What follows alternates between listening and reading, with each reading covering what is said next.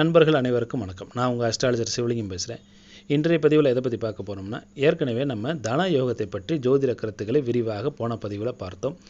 அது நல்லபடியாக ஆதரவு கொடுத்தீங்க, அது மகிழ்ச்சியாக இருந்தது.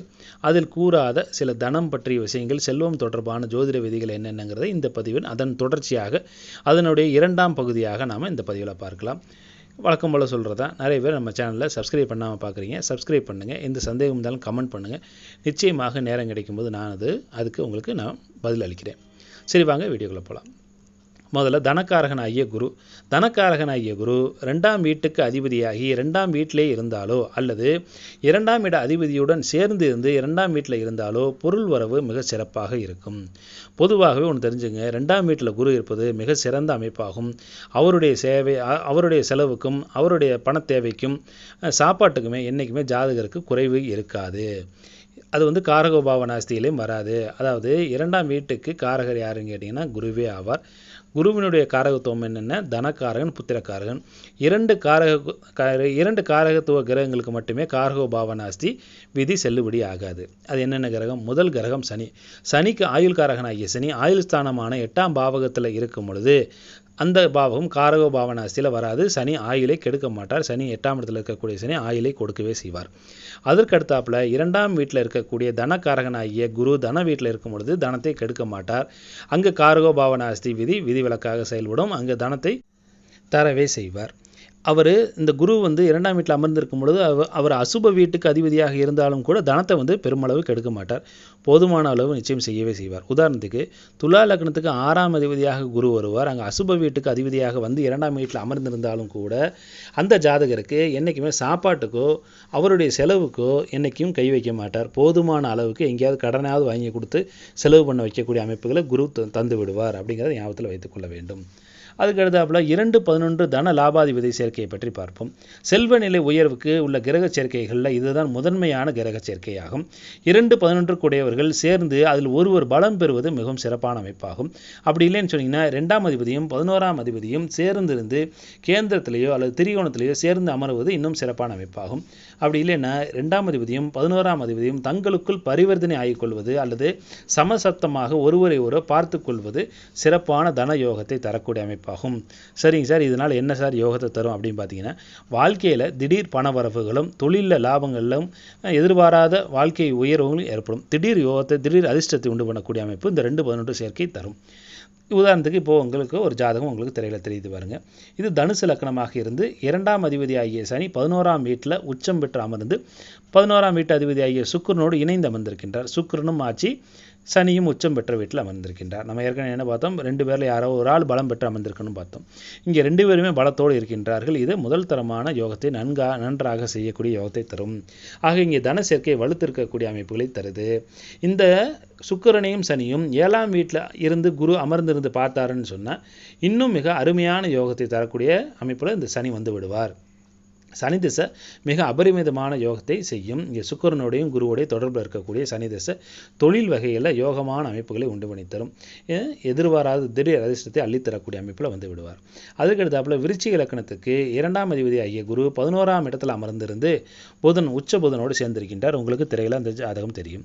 ஆக இங்கே பார்த்தீங்கன்னா இருவருமே கன்னி வீட்டில் நல்ல நிலையில் அமர்ந்திருக்கிறது மிக சிறப்பான அமைப்பாகும். இங்கே வாக்கினால் கமிஷன் ஏஜென்சி அப்படி இல்லைன்னு பார்த்தீங்கன்னா ப்ரொஃபஸர், லெக்சரர் இந்த மாதிரி இருக்கக்கூடிய நல்ல யோகத்தை தரக்கூடிய அமைப்பு, நல்ல தன லாபத்தை கொடுக்கக்கூடிய அமைப்பு, பிஸ்னஸில் நல்ல நாலேஜபிள் பர்சனாக இருப்பார்கள். வாக்கினால் நல்ல ஜீவிக்கக்கூடிய அமைப்புகளை உண்டு பண்ணி தருவார்கள். ஆனால் இது சுபகிரகங்களுக்கு மட்டும்தான் இந்த அமைப்பில் வரும். அசுப கிரகங்களுக்கு நாம் அப்படியே அந்த விதிகளை எடுத்துக்கொள்ளக்கூடாது. இப்போ உதாரணத்துக்கு மீன லக்ன ஜாதகத்தில் 11ஆம் அதிபதியாகிய சனியோடு 2ஆம் அதிபதியாகிய உச்சம் பெற்ற செவ்வாய் அமர்ந்திருக்கின்றார். இங்கே பார்த்தீங்கன்னா சனியும் செவ்வாயும் கிரக யுத்தத்தில் வந்து விடுவார்கள். இந்த அமைப்பில் வரும் பொழுது பண வரவுகள் இருந்து கொண்டே இருக்கும். ஆனால் அது பயனுள்ளதாக இருக்காது. பணம் வருவதும் தெரியாது, போவதும் தெரியாது. இங்கே அசுப விரயமாக உண்டு பண்ணி தந்து கொண்டே இருப்பார்கள். ஆக இதையும் நாம் கவனத்தில் கொள்ள வேண்டும். இங்கே 2-11 சேர்க்கை மட்டுமல்லாமல் சனியும் சரி செவ்வாயும் சரி இரு ஆதிபத்திய கிரகம் அல்லவா. அதனால் நாம் இன்னொரு ஆதிபத்தியம் செவ்வாய்க்கு 9ஆம் பாவகம், சனிக்கு 12ஆம் பாவகம். ஆக 9ஆம் அதிபதி 12ஆம் அதிபதி சேர்க்கைன்னு எடுத்துக்கொண்டாலும் சரி இங்கே பலன் சரியாகவே வரும். இங்கே அந்த ஜாதகரால் எதையும் அனுபவிக்க முடியாது. எல்லாமே அசுப விரயமாக ஆகக்கூடிய அமைப்புகளை உண்டு பண்ணி தந்துவிடும். இன் சிம்பிள், அதாவது எளிமையாக சொல்கிறதுன்னா 2 11ஆம் அதிபதி சேர்க்கையில் 2ஆம் அதிபதியாகவோ அல்லது 11ஆம் அதிபதியாகவோ இருவரில் யாராவது ஒருவராக குருவோ சுக்கிரனோ இருப்பது மிகவும் சிறப்பான அமைப்பு. இப்போ குருவாகவோ சுக்கிரனாகவோ 2ஆம் அதிபதியாகவோ 11ஆம் அதிபதியாகவோ இருந்து இவர்களோடு மற்ற கிரகங்கள் சேரும் பொழுது தொடர்பு கொள்ளும் பொழுது செல்வ நிலை உயரும் அப்படின்னு நம்ம எடுத்துக்கொள்ளலாம். இங்கே பௌர்ணமி சந்திரனையும் சேர்த்துக்கொள்ளலாம். அங்கே பௌர்ணமி சந்திரனாக இருந்தாலும் நல்ல விதத்திலேயே நமக்கு அளிப்பார்கள். அதற்கடுத்தாப்புல 2 11ஆம் அதிபதிகள் கெட்டு விட்டால் என்ன நிலைமை தரும் அப்படின்னு பார்த்தோம்னா, 2ஆம் அதிபதியும் 11ஆம் அதிபதியும் கெட்டு விட்டால் பிறந்ததிலிருந்தே ஏழ்மையை அனுபவிப்பார்கள் ஜாதகர். பணப்பற்றாக்குறை அவருக்கு இருந்து கொண்டே இருக்கும், தீரவே தீராது. இங்கே கெட்டு விடுவது அப்படின்னு என்ன அர்த்தத்தில் எடுத்துக்கணும்னு சொன்னால், 6 8 12 மறைவது அல்லது கிரகணமாவது அல்லது நீசமாவதை குறிக்கும். ஆக 2ஆம் அதிபதியோ 11ஆம் அதிபதியோ 6 8 12 மறைந்திருந்தாலோ அல்லது கிரகணமாகி இருந்தாலோ அல்லது நீசமாகி இருந்தாலோ அந்த மாதிரி உங்களுக்கு பணப்பற்றாக்குறை இருந்து கொண்டே இருக்கக்கூடிய அமைப்புகளை தரும். இப்போ உதாரணத்துக்கு இங்கே உங்களுக்கு கடக லக்கண ஜாதகம் உங்களுக்கு தெரியல தெரியுது பாருங்க. இந்த 2ஆம் வீட்டு அதிபதி யாரு? சூரியன். சிம்ம வீட்டில் இருக்கக்கூடிய சிம்மாதிபதியாகிய சூரியன் 2ஆம் வீட்டு அதிபதி 3ஆம் இடத்துல அமர்ந்திருந்து அங்கே 11ஆம் அதிபதி ஆகிய சுக்கிரன் வந்து பார்த்தீங்கன்னா இங்கே நீச வீட்டில் அஸ்தமன நிலையில் இருக்காருன்னு எடுத்துக்கோங்க. ஆக சூரியன் சுக்கிரன் அஸ்தமன நிலையில் இருந்து இங்கே அஷ்டமாதிபதி ஆகிய சனியோடு சேர்க்கை போகும் பொழுது சூரியன் சுக்கிரன் இருவருமே பலம் இழந்து போவார்கள். அஷ்டமாதிபதி ஆகிய சனியோடு சேரும் பொழுது இங்கே சூரியனும் பார்த்தீங்கன்னா அங்கே அவர் நீச வீட்டுக்கு முந்தின வீட்டில் இருக்கார். ஆக அடுத்த வீட்டில் அவர் நீசம் பெற்று விடுவாருங்கிற அமைப்பில் வரும்பொழுது அங்கே சூரியனுக்கும் பலம் இழந்த நிலையில் வந்து விடுவார். சரிங்களா? ஆக இதில் ஞாபகத்தில் வைத்துக்கொள்ள வேண்டும். இன்னொரு விஷயத்தையும் நாம் மனதில் நிறுத்தி கொள்ள வேண்டும். அதாவது லக்ன அடிப்படையில் சிறப்பான பாவகங்களை பெற்ற தீய கிரகங்களும் லக்ன சுபர் என்றே நாம் எடுத்துக்கொள்ள வேண்டும். இவர்கள் 2ஆம் அதிபதியோடு சேர்ந்து இருக்கும் பொழுது நல்ல பலன்களை தருவார்கள். ரிஷப லக்னத்திற்கும் துலா லக்னத்திற்கும் சனி யோகக்காரகனாகவே வருவார். கடகத்திற்கு பார்த்தீங்கன்னா செவ்வாய் யோகக்காரகனாக வருவார். 5க்கும் 10க்கும் அதிபதியாக செவ்வாய் வருவார். ராஜயோகாதிபதியாக செயல்படுவார். இவர்கள் சேர்க்கை நல்ல பலன்களை தரும். இவர்கள் பார்வை கூட பார்த்தீங்கன்னா ஒரு விதத்தில் பாதுகாப்பையே தரும். எந்த விஷயத்திற்கும் நல்ல விதமான பாதுகாப்பை தருவார்கள் இவர்கள். வேறொரு பதிவில் இந்த ஒரு பாயிண்ட்டை மட்டும் வச்சு நிறைய உதாரண ஜாதகங்களோடு நான் உங்களுக்கு விளக்கி சொல்கிறேன். ஏன்னா இதை நிறைய பேருக்கு அக்செப்ட் பண்ண முடியாது. ஆனால் இது உதாரண ஜாதகங்களோட விளக்கி சொல்லும் பொழுது இந்த பாயிண்ட்டை பற்றி நன்றாக புரிந்து கொள்ள முடியும். விருப்பம் வந்தால் கமெண்ட்டில் சொல்லுங்கள். நான் வேறு ஒரு பதிவில் நிச்சயமாக இதை பற்றி விரிவாக பேசலாம். அதுக்கடுத்து அப்புறம் பார்த்தீங்கன்னா ட்ரஸ்ட் தர்மஸ்தாபனங்களுக்கு பணம் செலவழிக்கக்கூடிய நிலை எப்படி இருக்குன்னு பார்த்தீங்கன்னா, அந்த ஜாதகம்ல 2ஆம் வீட்டில் சுக்கிரனும் 12ஆம் வீட்டில் குருவும் இருக்கும் பொழுது அல்ல தீராத செல்வத்தை கொடுத்து கொண்டே இருப்பார்கள். அதை நல்ல செயல்களுக்கு செலவு செய்யக்கூடிய யோகமும் ஜாதகருக்கு கிடைக்கும். இப்போ உதாரணத்துக்கு உங்களுக்கு இப்போ விருச்சிக லக்னத்திலே செவ்வாய் ஆட்சி நிலை பெற்றிருக்கான்னு வச்சுக்கோங்க. இப்போ 2ஆம் வீட்டில் சுக்கிரனும் 12ஆம் வீட்டில் குருவும் இருக்கும் பொழுது இங்கே சுக்கிரனும் குருவும் பரிவர்த்தனை பெறுவார்கள். இது மிகச்சிறந்த செல்வ நிலையை கொடுக்கும். ஆக இந்த ஜாதகர் பார்த்தீங்கன்னா அதிகமாக செலவு செஞ்சுக்கிட்டே இருப்பார். செலவு செய்ய பணம் வந்து கொண்டே இருக்கக்கூடிய அமைப்பில் மிக அற்புதமான யோகத்தை தரும். தான தர்மத்திற்கு அள்ளி கொடுக்கக்கூடிய நிலையும் 12ஆம் இடத்துல இருக்கக்கூடிய குரு கொடுப்பார்னு ஏற்கனவே பார்த்துருக்கோம். ஆக இந்த அமைப்பில் வரும்பொழுதும் தான தர்மங்களுக்கும் ட்ரஸ்ட் ஸ்தாபனங்கள் கல்விக்கு இதுக்குன்னு நிறைய அள்ளி கொடுக்கக்கூடிய அமைப்புகள் ஜாதகருக்கு கிடைக்கும். அதுக்கடுத்தாப்புல 2ஆம் இடம் வரும்பொழுது செல்வம் மட்டும் இல்லாமல் 2ஆம் இடம் பார்த்தீங்கன்னா கண்களையும் குறிக்கக்கூடிய பாவகமாகும். 2ஆம் அதிபதி பார்த்தீங்கன்னா வலிமையோடு இருக்கும் பொழுது ஜாதகருக்கு அழகான கண்கள் அமையும். 2ஆம் இடத்துல சுக்கிரன் இருந்தாலும் பார்த்தீங்கன்னா நிறைய ஜாதகர்களுக்கு பார்த்தீங்கன்னா அழகான கண்கள் இருக்கும். கண்கள் ஈர்க்கக்கூடிய அமைப்பாக இருக்கும். பொதுவாகவே துலா லக்னத்துக்கும் ரிஷப லக்னத்துக்கும் அழகான கண்கள் இருக்கக்கூடிய அமைப்புகள் உண்டு. ஏன்னா லக்னாதிபதியே சுக்கிரனாக இருப்பதனால. 2ஆம் இடத்துல பார்த்தீங்கன்னா 6ஆம் அதிபதியோ 8ஆம் அதிபதியோ அமர்ந்திருந்தாருன்னா கண் நோய் ஏற்படுவதற்கான வாய்ப்புகள் உண்டாக்கி தரும். கண்ணாடி அணிவதற்கும் சில பேருக்கு பார்த்தீங்கன்னா நோய் வந்துவிடும். கண்ணாடி அணியக்கூடிய அமைப்பும் வந்துவிடும். விதிவிலக்காக சூரியனோ சுக்கிரனோ கெடாமல் இருக்கும் பொழுது கண்களில் பாதிப்பும் ஏற்படாது. கண்ணாடி அணியக்கூடிய சூழ்நிலைகளும் உண்டாகாது. அதாவது 2ஆம் வீட்டில் 6ஆம் அதிபதி 8ஆம் அதிபதி அமர்ந்திருந்தாருன்னு சொன்னால் உங்களுக்கு கண்களில் பாதிப்புகள் ஏற்பட்டு கண்ணாடி அணிவதற்கான சூழ்நிலைகள் ஏற்பட்டுவிடும். ஆனால் அது விதிவிலக்கு. சூரியனோ சுக்கிரனோ கெடாமல் இருக்கும் பொழுது கண்களில் பாதிப்பு ஏற்படாது அப்படிங்கிறதை பார்த்துக்கொள்ள வேண்டும். 2ஆம் வீடு என்பது வலது கண்களையும் 12ஆம் இடம் என்பது இடது கண்ணையும் குறிக்கக்கூடிய அமைப்பாகும். சரி, 2ஆம் வீட்டில் தீய கோள்கள் இருந்தாலும் 2ஆம் அதிபதி தீய கோள்களுடன் இணைந்திருந்தாலும் பொய் சொல்பவராகவும் கோள் சொல்பவராகவும் கொடுத்த வாக்கை காப்பாற்ற முடியாதவராகவும் சமயத்திற்கு தகுந்தாற் போல பேசி செல்பவராகவும் இருப்பார்கள் ஜாதகர்கள். அதே போல் 2ஆம் இடத்துல இருக்கக்கூடிய சனியோ குருவோ அல்லது 2ஆம் அதிபதியோடு சேர்ந்த சனியோ குருவோ வாயு கோளாறுகளையும் ஏற்படுத்துவார்கள். ஏன்னு கேட்டிங்கன்னா இந்த சனி குரு 2 கிரகமே வாயு கிரகமாகும். ஆக இவர்கள் 2ஆம் அதிபதியோடு சேரும் பொழுது வாயு சாப்பிடும் பொழுது கேஸ் உள்ளே போய் வயிற்றில் உப்பசம் ஏற்படக்கூடிய அமைப்புகள், வயிற்றில் கேஸ் ப்ராப்ளம் ஏற்படக்கூடிய அமைப்புகளை உண்டாக்கி தருவார்கள். நம்ம 2ஆம் வீடும் பார்க்கும்பொழுது 2ஆம் வீட்டு காரகத்துவத்தையும் கலந்து நம்ம பார்த்துக்கிட்டே வர்றோம். அதனால இதையும் சேர்த்து சொல்லிக்கிட்டே வரேன். உங்களுக்கு அதிக முயற்சியின்றி பணம் யாருக்கெல்லாம் சேரும் அப்படின்னு பார்த்தீங்கன்னா, லக்னாதிபதி 2க்கு உடையவரோடு பரிவர்த்தனை பெற்றாலோ அல்லது லக்னாதிபதியும் 2ஆம் அதிபதியும் இணைந்திருந்தாலோ அதிக முயற்சிகளின்றி பணம் சேருவதற்கான அமைப்புகளை ஜாதகருக்கு தரும். அதே வைஸ் வெர்சாவாக அதை திருப்பி போடணும். லக்னாதிபதியும் 12ஆம் அதிபதியும் பரிவர்த்தனை பெற்றாலோ அல்லது இணைந்திருந்தாலோ அல்லது ஒருவருக்கு ஒருவர் பார்த்து கொண்டாலோ சமசப்தமாக இருந்தாலோ எவ்வளவு செல்வம் இருந்தாலும் அழிந்து போகும், எளிதில் பணம் சேர்க்க முடியாது அல்லது பணம் சேர்த்தாலும் செலவழிக்கும் அப்படிங்கிற அமைப்பில் வந்துவிடும். அதாவது 2ஆம் அதிபதியோடு லக்னாதிபதி தொடர்பு கொள்ளும் பொழுது எளிதில் பணம் சேரக்கூடிய அமைப்புகளும், 2ஆம் அதிபதியோடு 12ஆம் அதிபதி தொடர்பு கொள்ளக்கூடிய அமைப்புகளில் வரும் பொழுது பணம் சேர்த்தாலும் அழியக்கூடிய அமைப்புகளில் வந்துவிடக்கூடிய அமைப்பு, பணம் கஷ்டப்பட்டு சேர்க்கக்கூடிய அமைப்பு, சேர்த்தாலும் கையில் காசு தங்காத அமைப்புகளை உண்டு பண்ணி தந்துவிடும். பொதுவாகவே 12 கூடையவர் லக்னத்தில் இருந்தால் ஜாதகரே செலவாளியாக இருப்பார். 12ல் சுக்கிரன் இருந்தாலும் ஜாதகர் அதிக செலவாளியாக இருப்பார். எவ்வளோ காசு இருந்தாலும் செலவு பண்ணிகிட்டே இருப்பாங்க. லக்னாதிபதியே 12ஆல் இருந்தாருன்னு சொன்னால் ஜாதகர் பிறந்த ஊரை விட்டு வெளியூரில் சென்று நிலையற்ற வாழ நேரிடும். சொந்த ஊரில் இருக்கக்கூடாது, சொந்த ஊரில் இருந்தால் அவ்வளவு சிறப்பாக இருக்காது. லக்னாதிபதியே 6ஆம் இடத்துல இருந்தாலும் அல்லது 2ஆம் அதிபதியே 6ஆம் இடத்துல இருந்தாலும் ஜாதகர் பார்த்தீங்கன்னா கடன் பிரச்சனையில் உழன்று கொண்டே இருக்கக்கூடிய அமைப்புகளை உண்டு பண்ணி தரும். ஆக இப்போ 2ஆம் அதிபதியோடு மற்ற கிரக சேர்க்கைகள் ஏற்படும் போது என்ன விதமான பலன்களை தருவார் அப்படிங்கிறத டக்குன்னு ஒரு வரியில் பார்த்துட்டே போவோம்.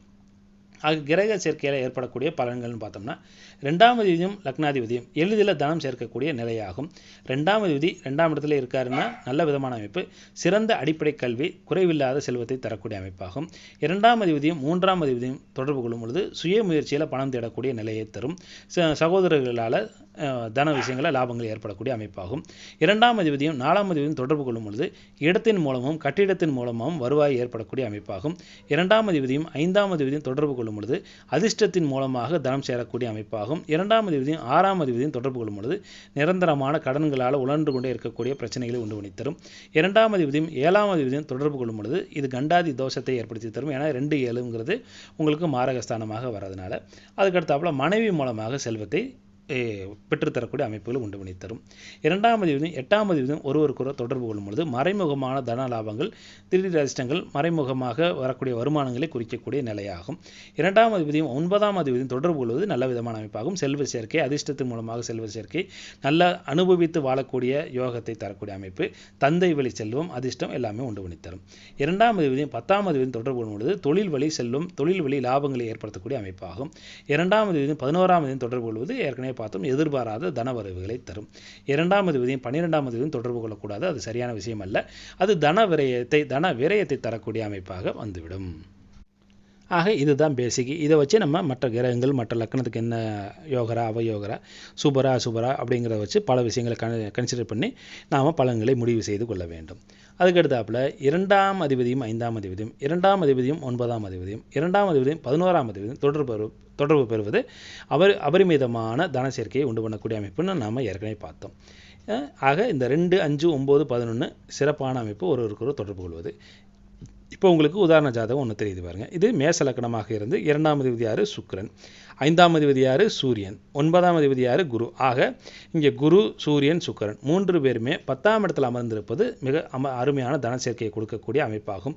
இங்கே 10ல் குரு நீசம் பெற்றிருந்தாலும் சூரியன் வலுத்திருப்பார். சூரிய திசையில் நல்ல விதமான அமைப்புகளை தரக்கூடிய அமைப்பு உண்டு. ஏன்னு கேட்டிங்கன்னா, இங்கே 10ஆம் இடத்தில் இருக்கக்கூடிய குரு தனது 5ஆம் பார்வையால் 2ஆம் இடத்தை பார்ப்பது சிறப்பான அமைப்பு, நல்ல விதமான யோகத்தை தருவார். அங்கே அஸ்தமனமாக இருக்கணும் அப்படிங்கிறது முக்கியமான விஷயமாகும்.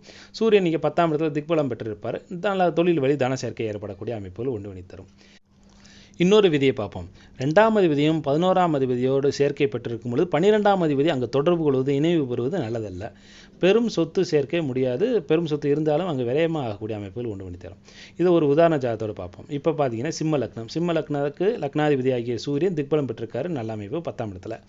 2ஆம் அதிபதியாகிய புதனும் சூரியனோடு சேர்ந்திருக்கின்றார்.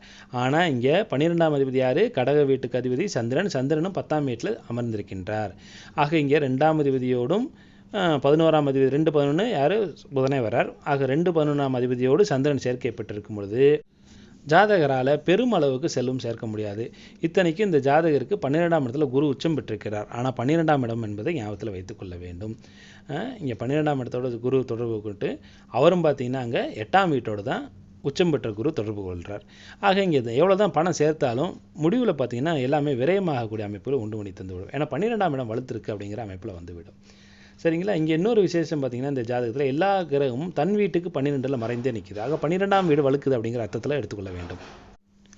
மேசத்திற்கு 12ல் செவ்வாயும், ரிஷபத்திற்கு 12ல் சுக்கிரனும், மிதுனத்துக்கு 12ல் புதனும் மறைவு பெற்றிருக்கின்றார் அப்படின்றத பார்க்கணும்.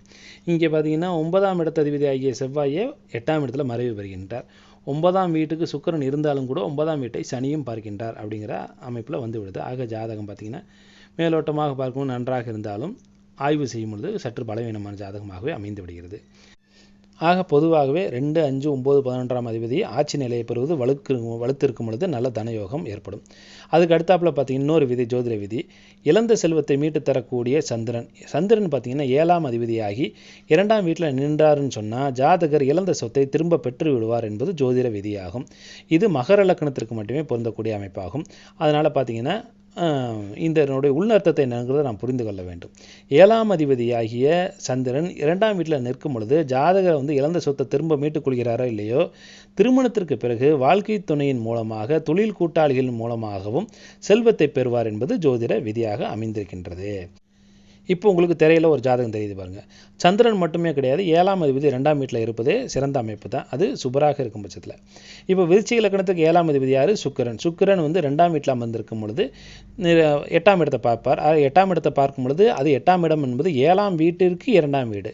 ஆக மனைவியின் மூலமாக வாழ்க்கை துணையின் மூலமாக வரக்கூடிய சொத்து சுகத்தை குறிக்கக்கூடிய பாவகம் 8ஆம் பாவகம். ஆக 8ஆம் பாவகத்தை பார்த்து இங்கே சுக்கிரன் வலு ஏற்படுத்துவார். ஆக இது மனைவியின் மூலமாக தன சேர்க்கை ஏற்படுகிறது அப்படிங்கிற அர்த்தத்தில் தான் இங்கே இந்த விதியை சொல்லப்பட்டது. சந்திரன் 7ஆம் அதிபதி ஆகிய இருந்து 2ஆம் வீட்டில் இருந்தால் ஜாதகர் சொத்து சுகத்தை இழந்த சொத்தை திரும்ப பெறுவார் என்ற அமைப்பில் சொல்லப்பட்டது. அதுக்கடுத்தாப்புல இன்னொரு விதி பார்ப்போம். லக்னாதிபதியும் 4ஆம் இடத்து அதிபதியும் 9ஆம் இடத்து அதிபதியும் 8ல் மறைந்திருந்தார்னு சொன்னால் ஜாதகர் பார்த்தீங்கன்னா பிறந்தது முதல் கஷ்டப்படுவார் என்பது ஒரு ஜோதிட விதியாகும். ஆனால் அதை அப்படியே எடுத்து விடக்கூடாது. இந்த 3 பாவகாதிபதிகளும் லக்னாதிபதி, 4ஆம் அதிபதி, 9ஆம் அதிபதி 3 பாவகாதிபதிகளும் தனநிலைக்கு மிகவும் முக்கியமான கிரகங்கள் தான். சொகுசான வாழ்க்கைக்கு மிகவும் முக்கியமான அமைப்புகளை உண்டு பண்ணி தரக்கூடியவர்கள். ஆனால் அதை இப்போ உதாரண ஜாதகத்தின் மூலமாக பார்ப்போம். இது பார்த்தீங்கன்னா துலா லக்னம். துலா லக்னத்துக்கு லக்னத்திலே பௌர்ணமி சந்திரன் இருக்கின்றார். இங்கே பார்த்தீங்கன்னா ஏற்கனவே மேலே சொன்ன விதிப்படி 2ஆம் அதிபதி ஆகிய செவ்வாய் 12ல் மறைவு பெறுகிறார். அதுக்கடுத்தாப்புல லக்னாதிபதியும் 9ஆம் அதிபதியும் 8ஆம் வீட்டில் அமர்ந்திருக்கின்றார்கள்.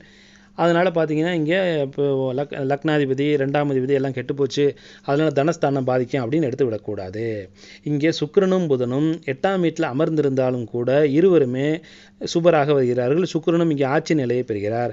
ஆக ஆட்சி நிலையை பெற்ற சுக்கிரனும் புதனும் 2 பேருமே பார்த்தீங்கன்னா இணைந்திருந்து 2ஆம் வீட்டை பார்ப்பார்கள். 2ஆம் வீடு வலிக்கிறது, நல்ல வலுவான நிலையில் அமைந்து விடுகிறது.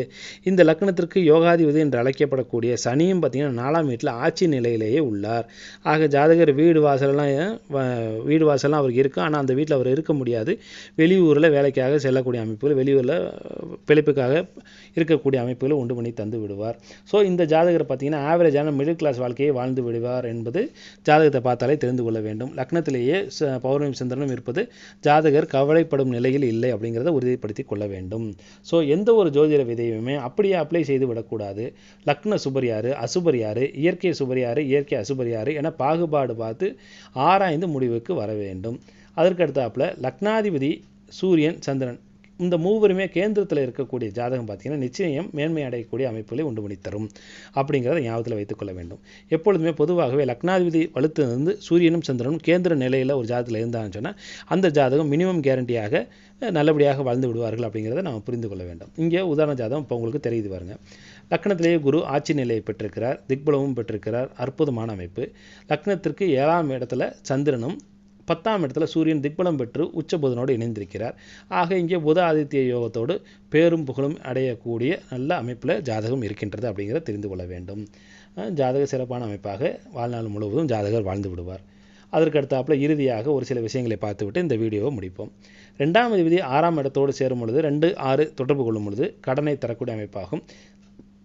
அதே போல் 2, 6, 8 மூவரும் சேரும் பொழுது மீள முடியாத கடனையும் கடன்களின் மூலமாக அவமானத்தையும் தரக்கூடிய அமைப்புகளை ஜாதகருக்கு தந்துவிடும். 2ம் 12ம் தொடர்பு கொள்ளும் பொழுது விரயத்தை அதிகமாக தரும். இதில் பார்த்தீங்கன்னா 5, 11 தொடர்பு கொள்ளும் பொழுது சுப விரயமாகவும், 6, 8 பாவகங்கள் தொடர்பு கொள்ளும்போது, அதிபதிகள் தொடர்பு கொள்ளும்பொழுது அசுப விரயமாகவும் ஜாதகருக்கு அமைந்துவிடும்.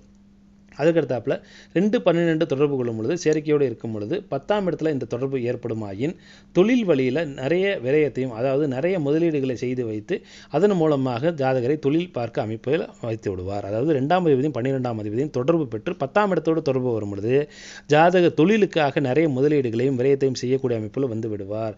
அப்படிங்கிறத ஞாபகத்தில் வைத்துக்கொள்ள வேண்டும். ஆக இங்கே 11ஆம் இடம் வந்து நல்லா வலுத்திருக்கும் பொழுது ஜாதகர் தொழிலை லாபகரமாகவே செய்வார். 11ஆம் பாவகமும் கெட்டுப்போச்சு அப்படிங்கிற அமைப்பில் வந்ததுன்னா ஜாதகருடைய தொழிலில் லாபங்கள் பாதிக்கப்படக்கூடிய அமைப்புகளை தரும். ஆக இங்கே அதுக்கு அடுத்தாப்புல 2ம் 11ம் தொடர்பு ஏற்பட்டு 4ஆம் இடத்தோடு தொடர்பு கொள்ளுதுன்னு வைங்க. 2ஆம் இடமும் 11ஆம் இடமும் 4ஆம் இடத்தோடு தொடர்பு கொள்ளுச்சுன்னு சொன்னால் சொத்து சுக சேர்க்கையும் வீடு வாடகையின் மூலமாகவோ அல்லது காம்ப்ளெக்ஸ் வாடகையின் மூலமாகவோ பிழைக்க வைக்கக்கூடிய வருமானத்தை ஏற்படுத்தக்கூடிய அமைப்புகளை ஜாதகருக்கு தந்து விடுவார். இறுதியாக ஒரே ஒரு ஜோதிட வேதியை பார்த்துட்டு இந்த பதிவை முடிச்சிருவோம். 2ஆம் அதிபதியும் 11ஆம் அதிபதியும் ஒருவராகவே இருந்து அந்த ஒருவராக இருக்கக்கூடிய 2ஆம் அதிபதி 11ஆம் அதிபதி உபய ராசிகளில் இருப்பாருன்னு சொன்னால் அந்த ஜாதகம் சக்கரவர்த்தி யோகத்தை தரக்கூடிய ஜாதகமாகும் அப்படின்னு சொல்லப்படுகிறது. இது பார்த்தீங்கன்னா கும்பத்திற்கும் சிம்மத்திற்கும் அப்ளிகபிள் ஆகும். கும்பத்திற்கு 2ஆம் அதிபதியும் 11ஆம் அதிபதியும் யார்? குரு. சிம்மத்திற்கு 2ஆம் அதிபதியும் 11ஆம் அதிபதியும் புதனாக வருவார்கள். ஆக அந்த அமைப்பில் அவர்கள் வந்து உபயராசியில் உட்காரும் பொழுது நல்ல சக்கரவர்த்தி யோகத்தை தரக்கூடிய அமைப்புகளை தரும் அப்படிங்கிறது ஒரு ஜோதிட விதியாகும். சரிங்க நண்பர்களே, போதும், நிறைய போயாச்சு, நிறைய ஜோதிட விதிகளையும் பார்த்தாச்சு. மீண்டும் நல்லதொரு பதிவில் நாம் வந்து இந்த 2ஆம் வீட்டை பற்றி மற்ற ஸ்தானங்களை பற்றியும் விரிவாக பேசலாம். இதுபோன்று 2ஆம் அதிபதி பல்வேறு பாவக அதிபதிகளோடு சேரும் பொழுது மாறுபட்ட பலன்களை தருவார் அப்படிங்கிறத நாம் இதன் மூலமாக தெரிந்து கொண்டோம். மீண்டும் நல்லதொரு பதிவில் உங்களை வந்து சந்திக்கும் வரை விடைபெறுகிறேன். நன்றி, வணக்கம்.